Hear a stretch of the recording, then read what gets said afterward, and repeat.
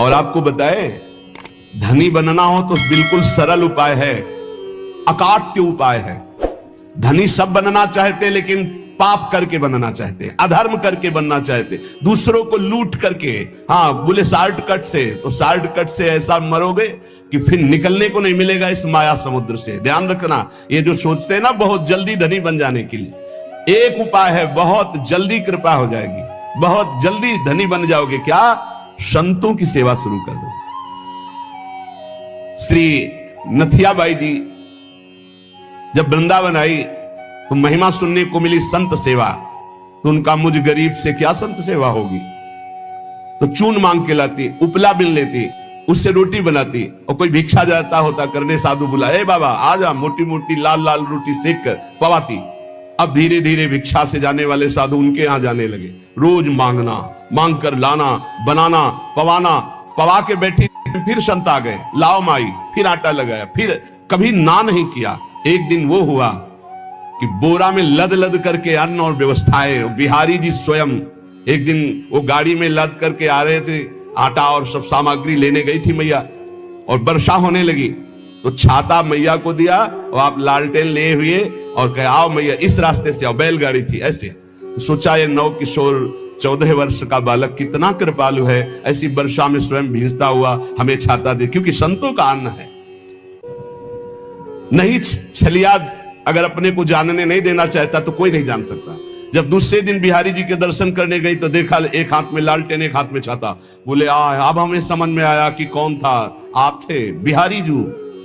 श्री महामहिम परम भागवत सुदामा दास जी महाराज बिल्कुल इसी पद्धति से संत सेवा शुरू की थी। गौओं के उपले बिनकर लाना और आटा मांगकर संतों को रोटी बनाना और पवाना, और आज सैकड़ों संतों का रोज प्रसाद होता है। तब से लेकर अभी तक रोज संत सेवा, सैकड़ों संतों के आसन लगे हुए, सैकड़ों संतों को भोग प्रसाद पवाया जाता है।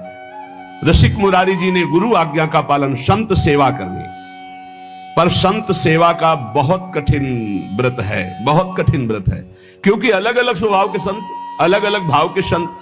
ध्यान से सुना जाए, संत सेवी भाव रखने वाले उपासक, आपकी एक विलक्षण भावना थी, सब संतों का चरणोदक उतारते।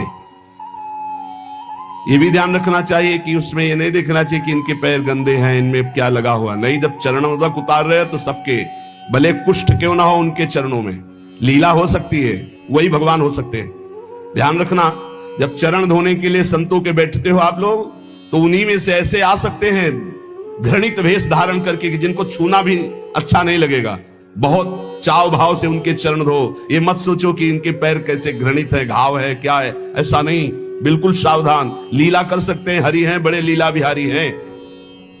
रसिक मुरारी जी के धन क्या था?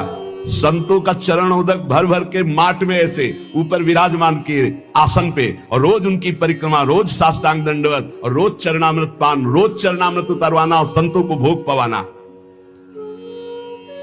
संतों के चरणामृत में किसी भाग्यशाली की निष्ठा होती है। मटकों में भर भर के रख के जैसे कोई अब संपत्ति रखता है, ऐसे बड़ी कृपा है, गुरुजनों की बड़ी कृपा है जिनको संत चरणामृत में। और जब से वैष्णव मार्ग मिला तब से गुरु कृपा से नित्य चरणामृत मिलता है। 500 वर्ष पहले महापुरुषों के जो चरणामृत वो आ करके अपने आप कृपा करके दे गए। ये तुलसीदास जी का चरणामृत है, ये अमुक संत का चरणामृत है। तो गुरु कृपा से बहुत से पात्रों में चरणामृत ऐसे रखा, रोज दर्शन, रोज पान, रोज सौभाग्य मिलता है। चरणामृत, उसकी पूजा करते, आरती उतारते, परिक्रमा करते, दंडवत करते संतों की चरणामृत की। चरणामृत की निष्ठा, जबान में सबसे पहले चरणामृत। कई बार ये लीला होती, वहां अलग चरणामृत, यहां अलग चरणामृत रखा, पहले चरणामृत, फिर जो कुछ बाल भोग जो भी ले, पहले चरणामृत, भोजन तो पहले चरणामृत।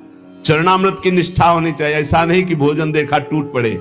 श्रीधर बाबा जी की हमने निष्ठा देखी, अगर चरणामृत बोले बाबा चरणामृत तो संपन्न हो गया, तो फिर प्रसाद नहीं पाते, फिर दूसरे दिन चरणामृत जब मिलेगा तभी प्रसाद पाएंगे।